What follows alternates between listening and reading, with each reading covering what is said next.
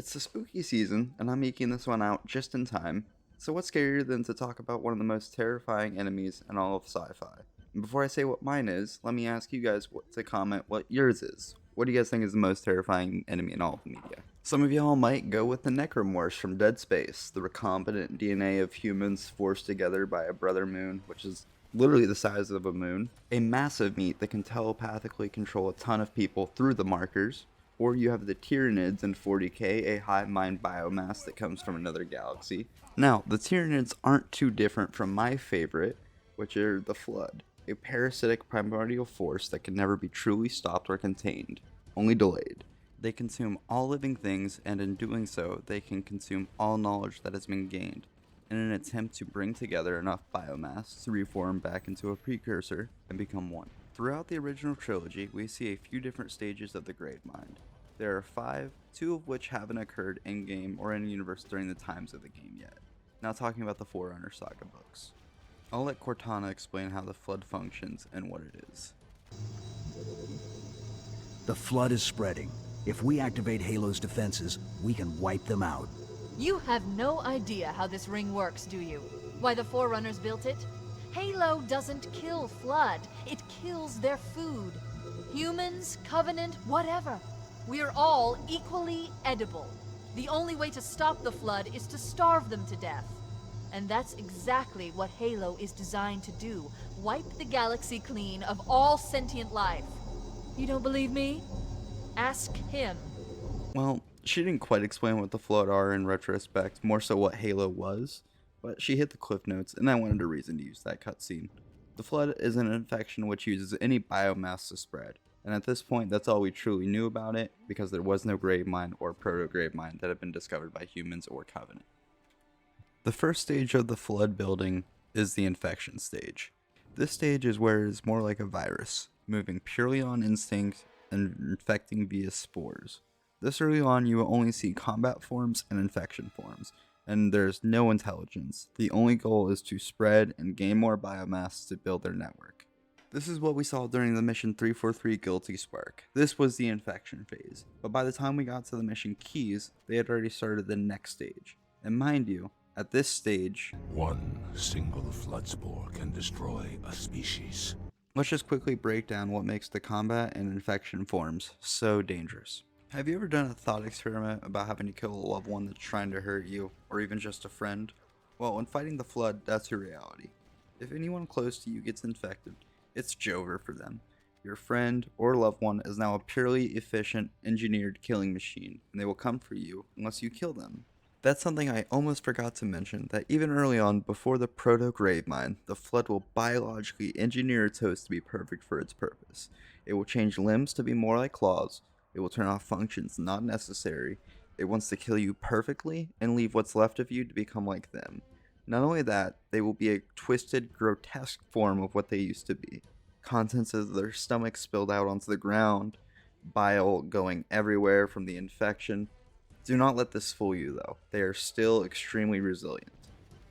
It does not matter if you're human or not, any biological organism can be used to fight and spread the infection to any other biological organism. So while the combat forms are in your face and distracting you, there's an even greater threat lurking in the ducts, the infection forms. They are a perfect parasitic organism. They exist at a base form of life and they only have one function, to spread the virus. And they can even infect AIs if they come into contact with them with the logic plague. They generally don't see life, they only see heat and movement, and they latch onto that heat and movement with precision, only going for the heart or the brain. This is how they infect you so quickly. Within seconds of an infection form latching onto you, it has taken over your whole body down to the nervous system, and starts reforming your body for its own purpose. The whole time this is going on, you are suppressed. You aren't gone, you can see and feel everything that you are doing, but you are powerless to stop it. It's its own form of locked-in syndrome. And side note, if you don't know what locked-in syndrome is, don't. Keep being ignorant. It's a horrible fate. Back to the Flood. But with the infection forms, you're not just dealing with 2 or 3 at a time. You're dealing with 10 or 15 running around the walls, jumping around. And they can be absolutely silent. Just in gameplay, they aren't, obviously for gameplay reasons. And they can also survive in vacuums for long periods, and they can slip through just about any cracks, allowing them to get into armor and infect you. unless it's an absolute vacuum. Your dead aren't safe either, since they can just use their bodies as a husk, and not only their bodies, but they can take their memories. If you haven't gathered yet, but every bit of biomass that has memories, each life that is added means it gets that much smarter. It gains intelligence at an exponential rate per body it infects. So not only are the infection forms, but they're information gatherers. Hint hint, nudge nudge, logic plague. I've mentioned it a couple times now, so I'm going to properly explain what the logic plague is.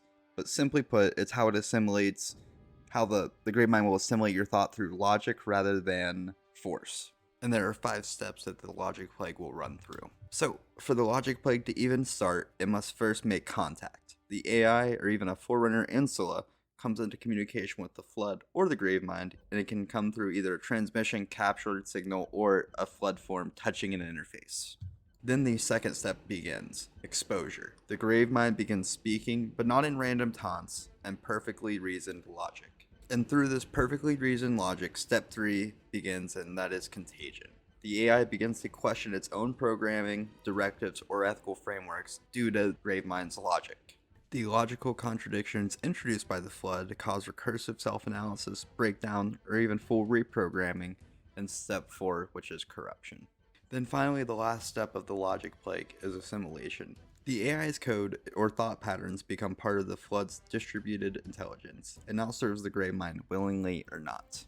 With that little logic plague tangent out of the way, time to move on to the next step of building a Grave Mind, which is step 2, the Proto-Grave Mind.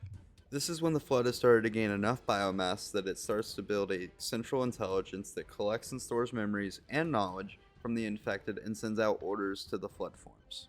In the terminal on Keyes in a Halo Combat Evolved Anniversary, you can watch how the Flood starts to break down Keyes and how it steals his memories. It forces him to give up everything, and Keyes was just able to hold it off long enough for Master Chief to show up. The Gravemind was trying to collect the knowledge of where Earth is and where the rest of humanity lies. For the Keyes terminal, I'll have some of the footage in the background, but if you haven't watched it yet, go watch it. It really showcases the horror of being infected. From step 2, as it builds more and more biomass, and it begins to transform into something that takes its own shape, we start to see that in Halo 2 on Delta Halo. The Gravemind is a mass, and I mean a massive amount of biomass held together by the infection. A tentacle monster, a thing of horrors beyond our comprehension. This is when the Flood as a whole becomes truly intelligent and truly terrifying. The Gravemind is the main mass that dictates orders to the Hive Mind. Not only that, but we'll touch more upon this later, but it's the beginning of a precursor returning. At this point, a Halo ring is basically a necessity to wipe out the Flood from an area, and it would really suck if they all had to be fired at once or anything. As a show of his intelligence, throughout the series the Gravemind will speak in a poetic way.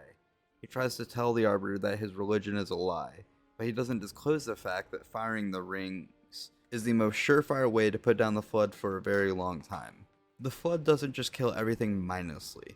Despite it being his downfall and his true nature, he unified the humans and the Singhili to not only fight off the Covenant, but him as well. In Halo 3, the Gravemind has no other choice but to help you stop Truth from firing the rings. So while the Flood are an enemy of everyone, the Flood aren't above helping humans if it means them not being eradicated. Humans can be useful, non-infected, to start Flood cults, which is a recent development in the lore. They usually form after finding data about the Flood or have been in close proximity to the Flood, which I believe is the Gravemind's attempt to logic plague people over to his side before turning them. Why fight to turn people when you can in an easier way convince them to join you? The cultists see the Flood as a great unifier, something that would bring peace and unity. The cultists see the Flood as godlike, and embracing the Flood would allow you to transcend mortality, much like how the Covenant see the Forerunners. To some extent, though, the cultists aren't wrong. The conclusion is, though, the Flood come from a precursor that was corrupted, and the precursors were essentially gods to us. Their technology being far more advanced than Forerunners would make it appear magic or divine. I really should do a video talking about the precursors. Typing that out made me realize how ironic the concept of Flood cults are. The humans worshipping the opposite side of a million-year-old conflict that they were previously devastated by. And not only that, but treating them in the same reverence as the Covenant did the Forerunners. I don't think this is intentional exactly. 20 years and multiple writers did this, but still wanted to point it out. We have 2 more stages of the Gravemind that have not been seen in universe, but we have gotten dangerously close to. If the Gravemind in Halo 3 wasn't stopped, it would have went on to the next stage that almost happened in the Forerunner saga, and the last stage, which is theoretical. The Didact and the Librarian notice that the Graveminds are starting to communicate to each other, sharing information and converging. This unifying mass would have become a meta-Gravemind. And I've mentioned the Precursors. Well, the Forerunners wiped out the Precursors after they chose the humans as the mantle of responsibility. Some of the surviving Precursors turned themselves into this preservative dust that would allow them to come back later, except it corrupted. Maybe not all of it, maybe just some, that we do not know. But that corruption is the Flood. And once all the Graveminds became connected, it would be able to reform into a Precursor again. This would be the last stage, which is theoretical, Precursor Rebirth. This explains why the Gravemind speaks the way he does. He is an ancient god rebuilding itself and its memories. I am a monument to all of your sins, and defeat is simply the addition of time to a sentence I never deserved. This last quote is explicitly talking about the Forerunner Primordial War, in which they were genocided. But there was a part of the quote that I left out, but you imposed. So I'm not going to litigate humans being Forerunners. When Bungie was developing Halo 3, the writers had started to change their minds on humans being ancient Forerunners, despite the OG ending of Halo 2 kinda confirming as such. So this line is a little wonky as what it does to canon, but I'd like to think that the Precursors remember their war even in dust, and despite giving the humans the mantle, they never forgave them for not trying to stop the Forerunners, implying that since they did not oppose what the Forerunners did, they are imposing the punishment as well. The Flood, despite being in some of the worst missions in all of the Halo campaigns, are some of the most terrifying enemies in all of gaming history. There's a lot of writing, history, and lore to go through and explain, and it made me appreciate the Flood as an enemy. And despite the Gravemind making you walk so much in Halo 3, it makes me appreciate his writing more. The concept of a corrupted godlike species that must consume you to be able to rebirth itself, coming from a conflict a millennia before you even existed.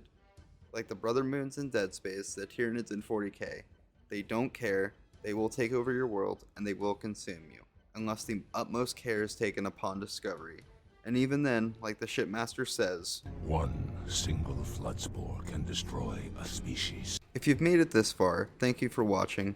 And if you could leave a like and a comment, it would really help this video out. And tell me what you guys think the scariest creature in media is. Sub if you'd like to see more videos like this, and I hope you guys have a happy Halloween. Thank you.